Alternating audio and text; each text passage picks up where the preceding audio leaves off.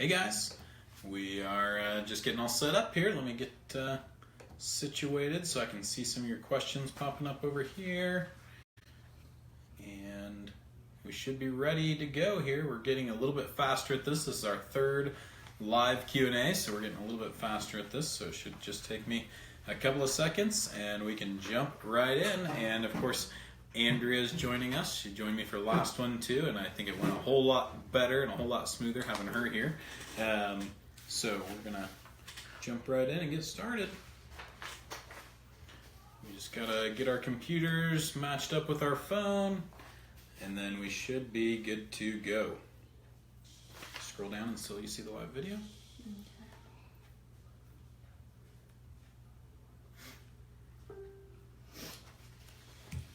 And make sure it's on mute. Be sure to comment, say hi, so we see that you're there. All right, all set on this end, and almost all set over here.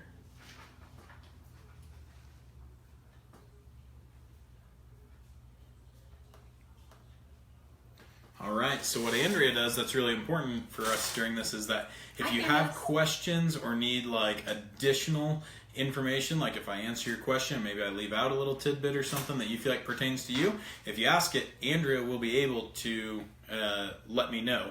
And so that way we can make sure that we're doing a good job of answering your questions to the best of our ability and stuff. But anyway, we're all set up now. So welcome to our third live Q&A, guys. Thanks so much for joining us. We're really excited to be doing this. Make sure right up in that the top of your to the right of your screen and up in the top there is a share button. Hit that share button so your friends can join us too. We've got 3 questions lined up so far, so we've got time for another couple of questions. If you want your friends to join in with us, we'd love to have them. So hit that share button so they can join in with us for this live Q&A here. So we've got a few questions to start off with. Also, just want to let everybody know, our babysitter has strep throat, so that means our kids are playing in the reception area right outside my office. So if Andrea does have to pop up or something like that, please excuse us. Or if you hear some pounding on the door or something, or a little kid pops their head and says, "Hey, I'm thirsty," or something, just wanted to forewarn you guys about that a little bit, that they're with us tonight. We always have lots of fun with them, but they can definitely interrupt some of the progress of these videos and things like that. And so yeah, anyway, one more time, just want to remind you, hit that share button, and I think we're ready to jump in and get started. Yeah. Okay. Awesome. Well, let's already get to one that's on our live. It's from CC. Okay.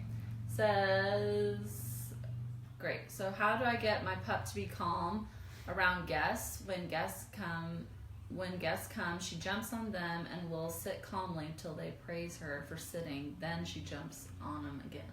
Gotcha. So, good job at starting to initiate that sitting, right? Now, this is a question that comes up, so far I think it's been in every one of our live Q&As. Jumping up is a major problem, I think. You know, it's surprising how many people are doing this. And I've talked to Andrea about it before, of how, you know, back when I used to work in shelters a lot more frequently, it was amazing and kind of sad to see how many dogs were in shelters for the reason of jumping up on people, and that's the reason why a lot of dogs end up in shelters. And so it's definitely something that needs to be addressed. Now, like I said, CC, you're already doing a good job by initiating or instigating that sit with the dog first, right? We want the dog to sit, because if they're sitting, it's a lot harder for them to jump. Now, what you really need to focus on at that point is probably making the dog sit a little bit longer, okay? If you can get your dog controlled enough to where they'll sit, probably what's happening is that physically they're sitting, but mentally they're still like really racing a lot, right? Like just bouncing off the walls crazy. And so you probably need to make them sit a little bit longer. One of the things you'll notice that we do a lot of here at Top Dog is we teach what's called a place command. The place command is where a dog is instructed to go to their bed and chill and hang out there until they're told that they can get up. That's one of my favorite usages of the place command, is when a guest comes over to the house, because it gives the dog that opportunity to still be in the room, a part of the family, but they can't be running up and jumping on people and getting way overexcited, because they know that that just doesn't work with the rules of the place command. You can still teach it without the place command though. Like I said, what I want you to do is make the dog sit for a longer period of time before you allow the guest to touch them. And then also really instruct your guests as well. It's not just about training the dog, it's about training the people too. I like to stick a note on the front door that says, hey, our dog is in training. Please follow our instructions as far as greeting the dog. So I tell people when they walk in, don't touch the dog, don't look at the dog, don't talk to the dog. When you do pet the dog, make sure that you do it in a calm manner so you're not getting the dog more amped up. Now, the biggest problem you'll have with this is most of the time with people that are major dog lovers, right? The people that love dogs the most are the worst for teaching them bad habits. So I'll also tell you my secret little phrase that I tell people when they come in and they're like, oh, I don't mind, I just love it when dogs give me hugs and jump all over me. I tell them, well, guess what? Grandma doesn't love it. It could break her hip if my dog jumps on her. So please don't encourage my dog to do that.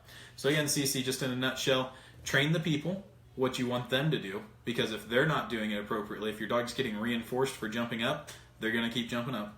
And then work with your dog and do a little bit more duration. Most likely, the dog is sitting but just isn't sitting long enough to actually calm down. So increase the duration before you allow the people to pet your dog. Another thing you can do too, and this might sound really harsh, is have people over and just don't even let your dog interact with them. Have somebody come over for 5 minutes and the dog doesn't even get petted on or loved on by him at all. And what that does for the dog is it makes them realize that every time somebody comes over, it's not this crazy exciting party for them. So anyway, thanks so much for your question, Cece. Hopefully that helped you out a little bit. Okay, Alicia asked, what's your favorite dog toy and why? Awesome. So our favorite dog toy is definitely in the Kong line of products. Now, the Kong products vary quite a bit because they come in different sizes, different densities, and all that kind of stuff. So my favorite dog toy by far, though, is the Kong, just because it's very versatile. I can use it to play fetch with my dog, just like throwing a ball with him, and it's fun and exciting. The Kong that I'm referring to is that snowman-shaped one, okay? So the snowman-shaped Kongs are definitely my favorite, and they come in different densities for how much your dog likes to chew. So if you've got a really powerful chewer, you want to get that black Kong, because that's going to be the toughest, the strongest one. If you've got a senior dog that's going to be a lot softer chewer, or maybe a puppy, you want to go with like the pink or the purple swirly colored ones. Those are the softest. And then the standard, kind of the intermediate, good for most dogs, you know, labs, some German Shepherds, although some German Shepherds need the black ones as well. But that's going to be your red Kong. The red Kong is kind of a good starting point. If your dog says, oh, this is too hard, move on to the pink or the purples. If your dog tears up the red ones, go ahead and move on to the black ones because they're going to be a lot harder. So again, like I said, have a video on Kong. Yeah, we do have a video going about Kongs and why I love them so much on our YouTube channel. I'll love that. Is it on the YouTube channel? I think so. Okay. Like I said, they're great for playing fetch. Another great thing they're doing is some mental exhaustion. You can fill them up with some peanut butter or some treats or something like that, and the dog has to sit there and work to get that out. Another thing they're really good for is playing tug with your dog. You tie a rope through the middle of it, and you can use that as a tug toy. Remember, I do tell most people that when you're playing tug with your dog, you should always be winning at tug of war, because if your dog's winning all the time, that can start to create a little bit of weirdness in your relationship, and they might start thinking that they're a lot tougher than you, and that can create some problems. So anyway, Kongs are by far my favorite toys just because they're so versatile. You can stuff them with food, you can use them to play fetch, you can use them to play tug. They're a really versatile toy, and they last a long time. So many other toys just get torn up. You know, Alicia, you know my dog Zeno, and so you know that he's a big, powerful dog. He destroys toys. Kongs, they actually last a while, and so that's important to me too, that they're durable enough that they're going to last a good long time for us. Oh, thank you, Andrea. This is a standard red Kong, like I said, kind of shaped like a snowman. So this is kind of your standard, start with this, see where to go. They make a size bigger than this. They also make a size smaller than this as well. So I forgot that we had these right here in the room. So that's really helpful for you guys to get a visual. You can buy these from us here. Yeah, we do have some for sale here. We don't have a huge selection, but we've definitely got a bunch of those. So, and like I said, if you haven't used Kongs before, that's what you should probably start with. And then from there, if you need to order like weird sizes or different densities and stuff, you can do that on Amazon. Okay, you should also mention the everlasting green ball. Yeah, And another good one is the Everlasting Green Ball. You have a video on that for sure. I do for sure have a video on that one. So the Everlasting Green Ball is probably my second favorite toy. It's more of just a fetch toy or a chew toy, so it's not quite as versatile as the Kong, but I love it because it's way softer than the Kong for dogs that like to really sink their teeth into stuff. But somehow they've figured out this magic formula where they've made a really soft compound, but it's still extremely durable. Even, power chewers like Xeno don't rip it up. So I'm really happy about that for sure. So. And the Chuck It. And the Chuck It. So Chuck Its are a great way to be able to play fetch with your dog without having your arm get completely worn out. You can chuck it really, really far, and it'll be a great opportunity for your dog to really get some exercise. So. All right. Okay, so I linked a lot of those things and also the video for the Everlasting Green Ball. I don't know where the Kong video is. Yeah, I'm not sure if we have a Kong video. I thought you had like one where you had the different sizes, and I don't know if we ever made that one. All right, well that's going on the list. Okay.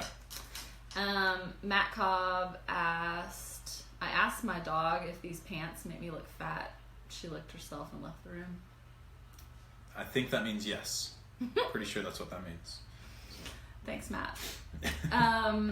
And then Barbara asked, I have a Chihuahua that is sweet except for around 2 of our other dogs. He stalks them and attacks them when they are coming in the door. This is a new behavior that is getting worse over time. So Barbara, something you might do is something similar to the very first question I answered. Duration is often the best way to handle a lot of these over-adrenalized behaviors, okay?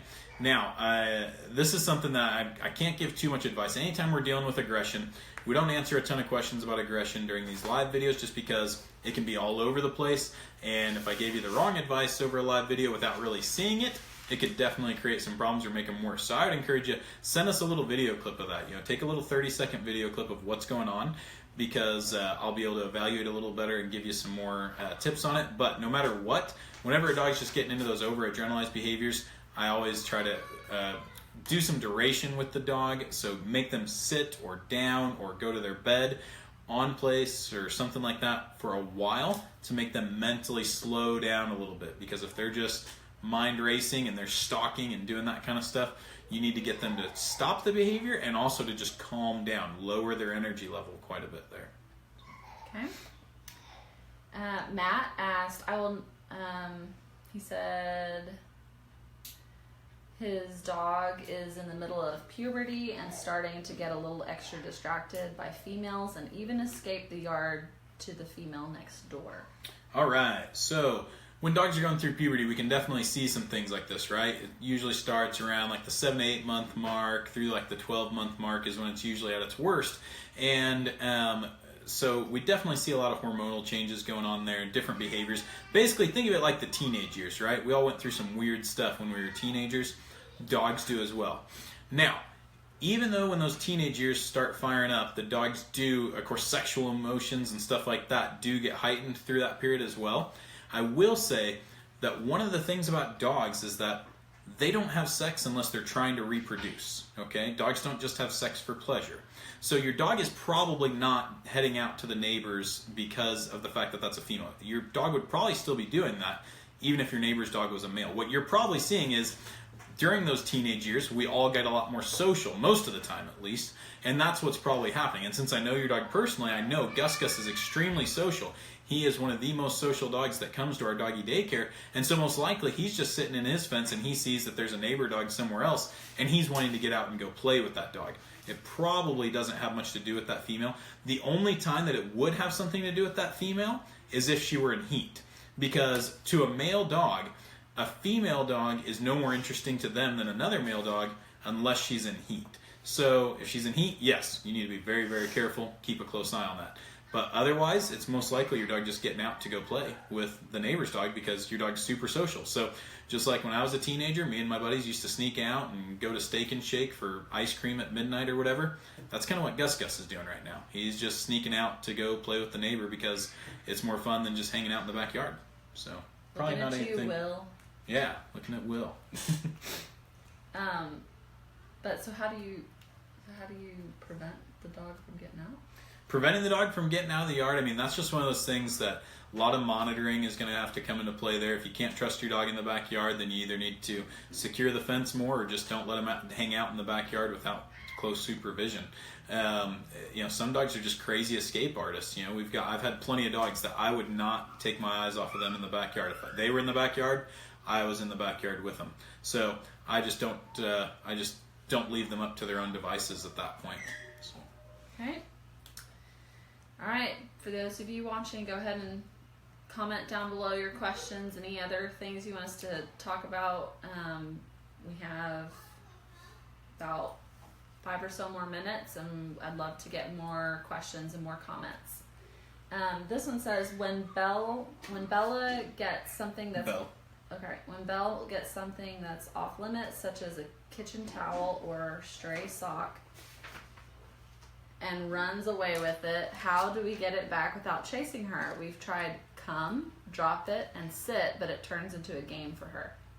All right. So this is one of those things that can be kind of tough, because the answer to this question is that you need to change your intent. And people kind of look at me funny when I say that.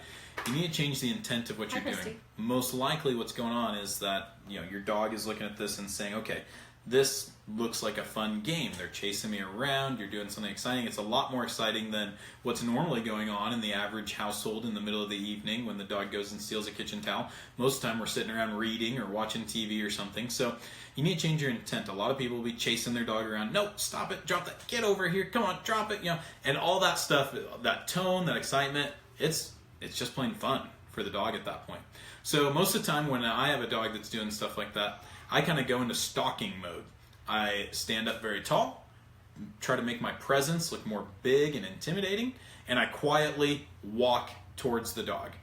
And if the dog doesn't have a solid drop it, that's usually my only answer, is I just quietly walk towards the dog. I had to do this actually this morning. I had one of our dogs here that picked up a stick they weren't supposed to, and I could tell they were pretty conditioned to that. They pick up a stick and they run around, their owner chases them. I could tell, I could see it in the dog's eyes. And it took me about 30 seconds. I just walked towards the dog. Every time he turned around and ran away, I turned slowly, kept walking towards him. You just need to make your intent look a lot more serious. You can't look playful, fun, and exciting to the dog when you're chasing them around trying to get that stuff away from them. And then your other thing that you need to work on is a more solid drop it.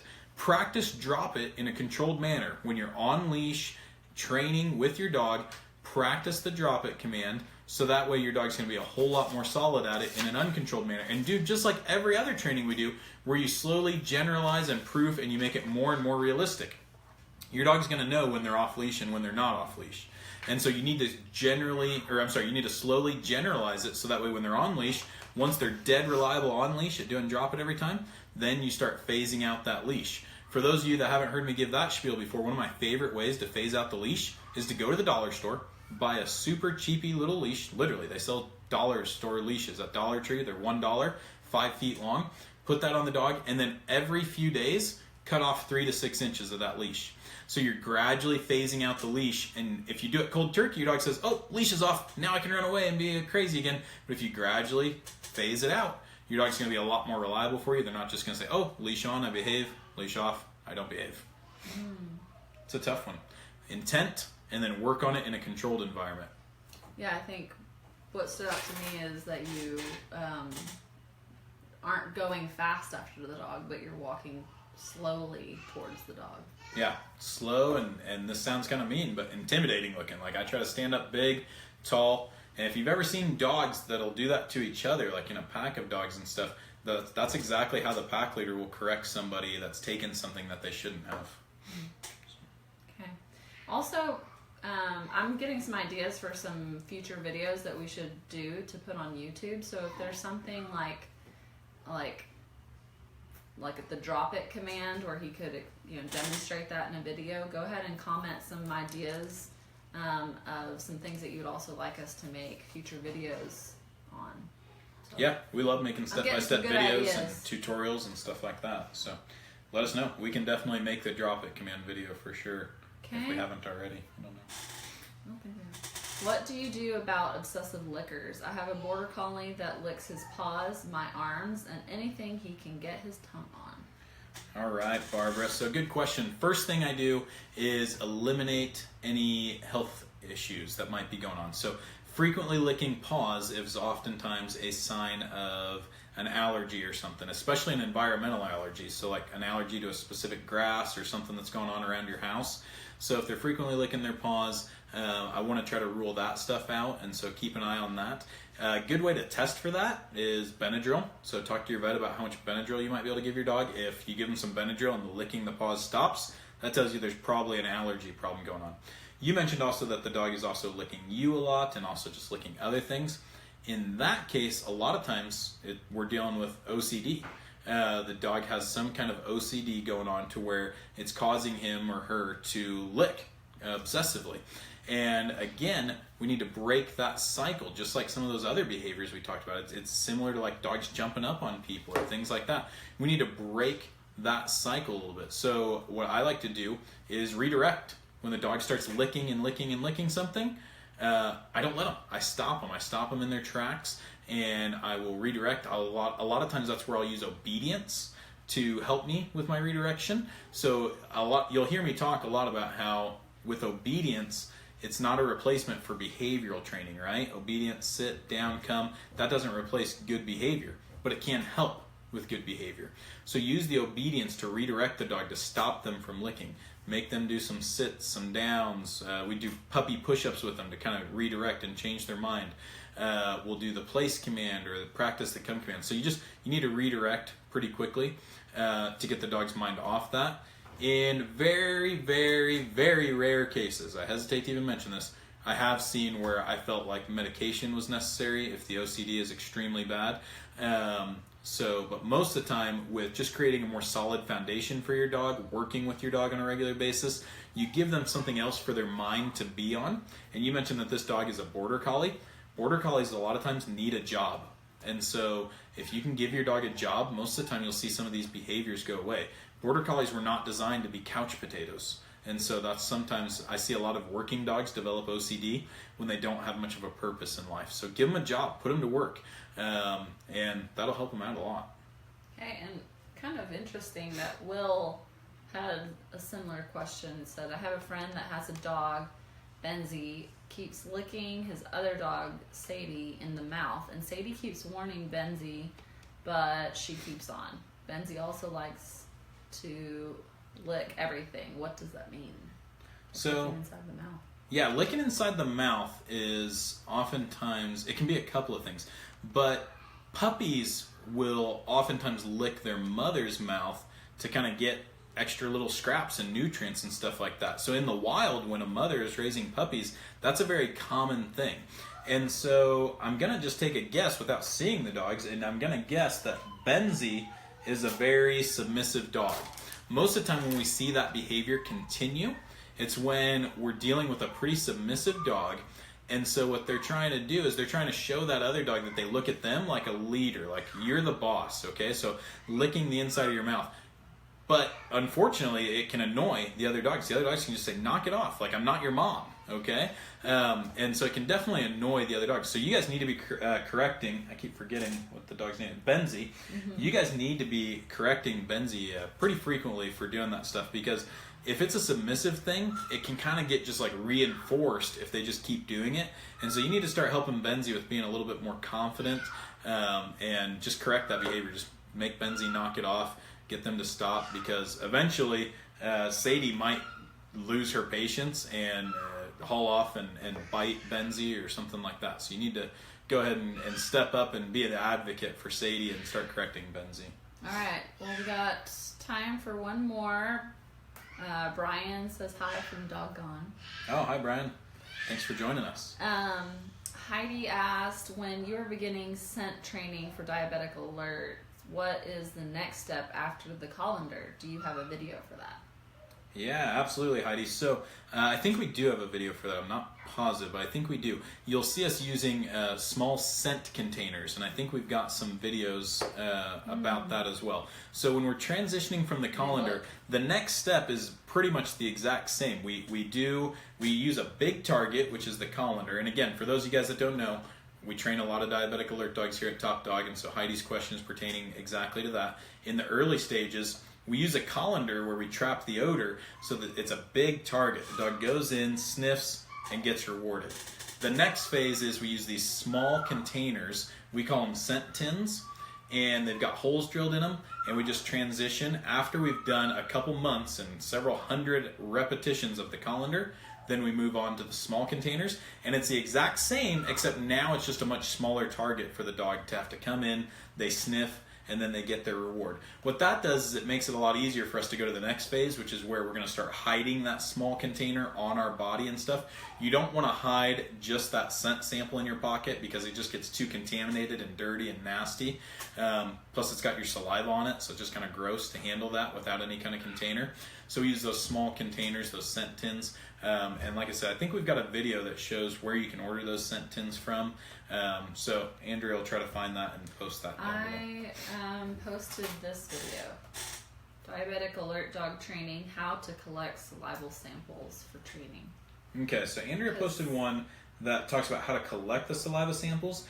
The really helpful part of that video is that down below in the description box, you're going to see where you can order the scent tins that I'm talking about. So it doesn't show working with the scent tins, but it does show where you can order the scent tins. It's a website called bulkapothecary.com, and you can order all different kinds of small containers and stuff. That'll be helpful for you when you're training a diabetic alert dog. So, okay, let's see here. Christy asks, Henry primarily licks us either when we're sweaty or licks us when he's tired and trying to fall asleep. Would you still redirect, especially when tired, with obedience redirection? Yeah, absolutely. I just don't allow licking just because I've seen it so frequently turn into OCD stuff. And so most likely when you're sweaty and stuff, he's just doing it because it tastes good. Dogs love salt, right? But it can turn in, because they love it and it's enjoyable, then it can become this obsessive compulsive thing where they just get like stuck in this habit, and it can become almost like a nervous tick for them. So I've seen it happen too much, so I just correct and redirect anytime a dog starts licking me. So. I just got a puppy. This is Jessica, 4 months. Less than 4 months old. Less than 4 months, and she is so excited about everything. How can I get her to stop jumping and pulling the leash when we come up on another person or dog? All right, so this is going to be an important one for anybody with a young puppy, right? So a 4-month-old puppy, they're happy, they're excited for life.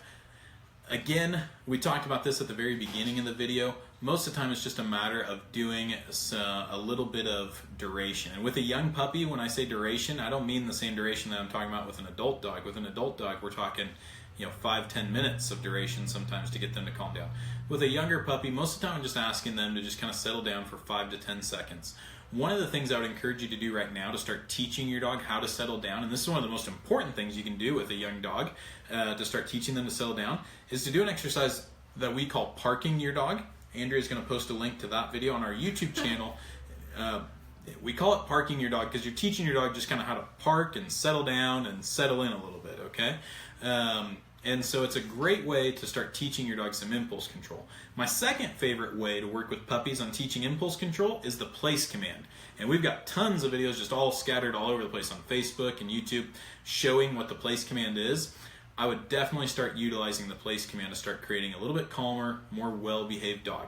At 4 months old, your dog's still a little too young to issue any kind of major corrections or anything, so most of the time what we want to do, a lot of positive reinforcement, reinforce the good behaviors, kind of ignore the bad ones, but make sure that you're not reinforcing the bad ones, right? We talked earlier about how a lot of people don't realize it, but they're inadvertently training their dog to jump up on them because every time they come home, they're like, oh, I'm so excited to see you, puppy. And so you're petting and loving on the puppy when they're jumping on you.